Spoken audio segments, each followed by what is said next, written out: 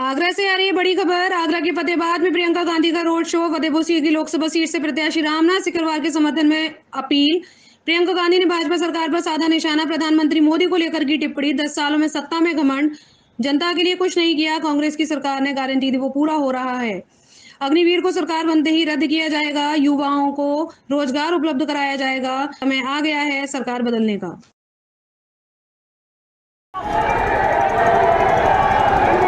ये आपके लिए समर्पित है। इनको अपने लिए कुछ नहीं चाहिए, ना सत्ता की लालच है, ना पैसों की लालच है। इनको सिर्फ एक लालच है कि मैं सेवा करूंगा। ठीक है। तो आप सबसे पूरी उम्मीद है, कि इस चुनाव में आप इनको जिताएंगे।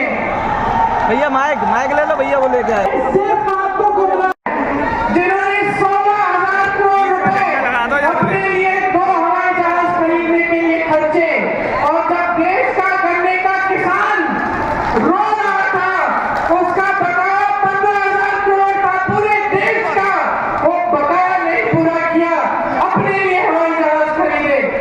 ऐसे प्रधानमंत्री आज धरती पे बैठे हैं जो आपको सच नहीं बोलते, जिन्होंने सच्चाई बहुत दूर छोड़ दी है, जो अपने महल में रहते हैं। बताइए, आप यूपी के हैं, मैंने यहाँ काम किया, आप जानते हैं। विधानसभा में मैं वाराणसी से आती जाती थी। पूछिए, किसी को जानते हैं अगर आप वाराणसी में, पूछिए क्या मोदी जी उनके गांव गए? क्या मोदी जी ने एक किसान के आंसू पोंछे? क्या मोदी जी ने एक गरीब को मदद की? ठीक है। मोदी जी ने सिर्फ और सिर्फ अपने बड़े खरबपतियों के लिए अपनी सरकारें चलाई हैं। आज उनको देखिए, फूल रहे हैं। ये जो फौजी है, मैं दावे के साथ कह सकती हूँ इस पूरे देश में सबसे ईमानदार उम्मीदवार ये है।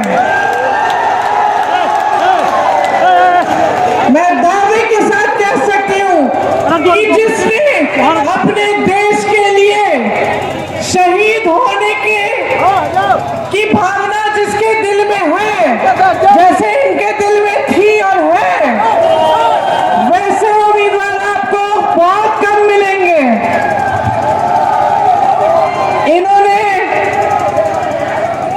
इन्होंने आपको दिखाया, आप सब जानते हैं, मैं जानती हूँ कि आप सब जानते हैं कि ये आदमी ईमानदार है, मेहनती है और आपके लिए काम करके दिखाएगा। पिछले चुनाव में विधानसभा में ये लड़े थे, आपने मात्र 2000 वोट से हराया।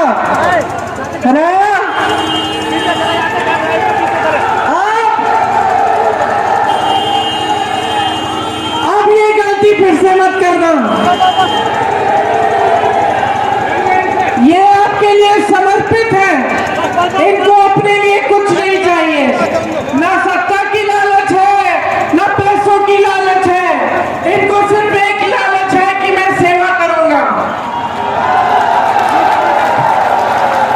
तो आप सबसे पूरी उम्मीद है कि इस चुनाव में आप इनको जिताएंगे। भैया माइक ले लो भैया, वो लेके आए। आपने बहुत 10 सालों से आपने सब कुछ देख लिया है। आपने बड़े झूठे वादे देखे हैं।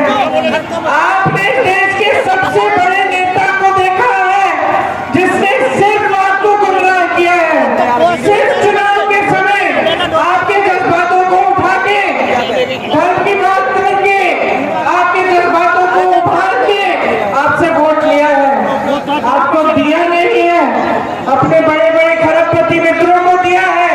देश की सारी संपत्ति उनको दी है, चाहे कोयला हो, चाहे पावर हो, चाहे बिजली हो, चाहे हवाई अड्डे हो, चाहे बंदरगाह हो, सब अपने बड़े खरबपति मित्रों को दिए हैं।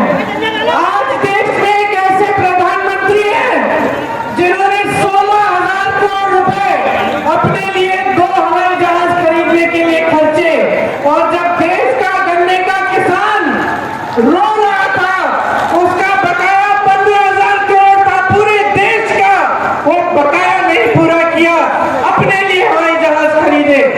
ऐसे प्रधानमंत्री आज गद्दी पे बैठे हैं जो आपको सच नहीं बोलते, जिन्होंने सच्चाई बहुत दूर छोड़ दी है, जो अपने महल में रहते हैं। बताइए, आप यूपी के हैं, मैंने यहाँ काम किया, आप जानते हैं विधानसभा में मैं वाराणसी से आती जाती थी। पूछिए किसी को जानते हैं अगर आप वाराणसी में, पूछिए क्या मोदी जी उनके गांव गए? क्या मोदी जी ने एक किसान के आंसू पोंछे? क्या मोदी जी ने एक गरीब को मदद की? हाँ? मोदी जी ने सिर्फ और सिर्फ अपने बड़े बड़े खरबपतियों के लिए अपनी सरकारें चलाई हैं। आज उनको देखिए फूल रहे, फल रहे हैं, उनको तमाम जमीन मुफ्त में मिली हुई है, सारी देश की संपत्ति मिली हुई है। और आपके लिए क्या आता है? क्या आता है? 5 किलो राशन का बोरा, 5 किलो राशन का बोरा, ठीक है, जो गरीब है ठीक है, उसके लिए अच्छा है, लेकिन आपको रोजगार क्यों नहीं मिल रहा है? इस 5 किलो राशन के बोरे पर आपको निर्भर बनाना चाहते हैं, ये आपकी आत्मनिर्भरता नहीं चाहते। अगर चाहते तो क्या अग्निवीर जैसी स्कीम लाते? अगर चाहते तो ये जो 30 लाख पद खाली पड़े केंद्र सरकार में 10 सालों में, क्या इनको नहीं भरते? अरे बहुत व्यस्त रहे हैं दुनिया में भ्रमण करते हुए, कभी आप अमेरिका में दिखते हैं, कभी रूस में दिखते हैं, कभी कहीं दिखते हैं, कभी चीन के प्रेसिडेंट के साथ झूला झूलते हैं, लेकिन आपके पास नहीं आते, आपकी समस्याओं को नहीं समझते। बहुत सत्ता जिसके पास हो जाती है ना, सुन लो, जिसके पास बहुत सत्ता हो जाती है वो अक्सर अहंकारी हो जाता है। क्या होता है कि आसपास के लोग जो होते हैं सच नहीं बोलते, आसपास के सच लोग जो होते हैं तो चमचागिरी करते हैं, सच्चाई नहीं बोलते, डरते हैं। आज मोदी जी के पास इतनी सत्ता है कि पूरे जितने भी अधिकारी हैं उनके साथी उनसे डरते हैं। ये बात सच है। तो जब डरते हैं तो देश की सच्चाई कैसे बताएंगे? मोदी जी आपके बीच तो आते नहीं है, तो उनको पता कैसे चलता है? मैं आपसे कह रही हूं